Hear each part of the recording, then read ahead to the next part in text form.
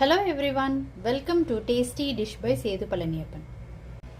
இன்னைக்கு கறி மசாலா பவுடர் எப்படி அரைக்கிறதுன்றதை பார்க்கலாங்க. இதுக்கு மல்லி 250 கிராம் எடுத்து வச்சிருக்கிறேன். இதை மிதமான தீயில வறுத்துக்கலாம். மல்லி நல்லா வறுபட்டு நல்ல ஒரு வாசனை வருதுங்க. இது கை பொறுக்கிற சூடு வந்துருச்சு. இப்போ இது ஒரு அகலமான பிளேட்டுக்கு மாற்றிக்கலாம். அடுத்து ஜீரகம் 50 கிராம் சேர்த்துக்கிறேன்.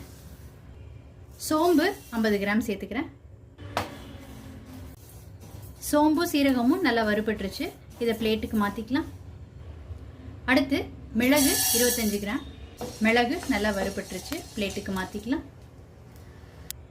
அடுத்து பொட்டுக்கடலை சேர்த்துக்கிட்டிங்கன்னா நல்ல திக்னஸ் கொடுக்கும். பொட்டுக்கடலை ரோஸ்ட் ஆனது போதுங்க.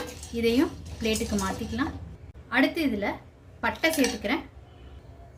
கிராம்பு, அன்னாசிப்பூ, ஏலக்காய், பிரிஞ்சி இலை, கல்பாசி, இது எல்லாத்தையும் ரோஸ்ட் பண்ணிக்கலாம்.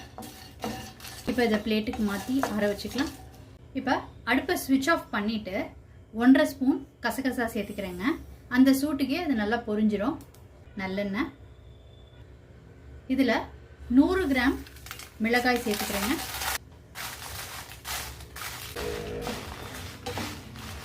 மிளகாய் வறுபட்டது போதுங்க. இப்போ பிளேட்டுக்கு மாற்றிக்கலாம்.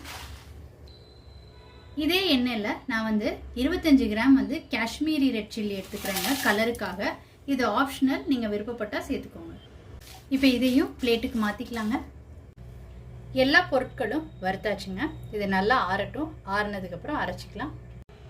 கறி மசால் பவுடர் ரொம்ப சூப்பராக ரெடி ஆயிடுச்சுங்க.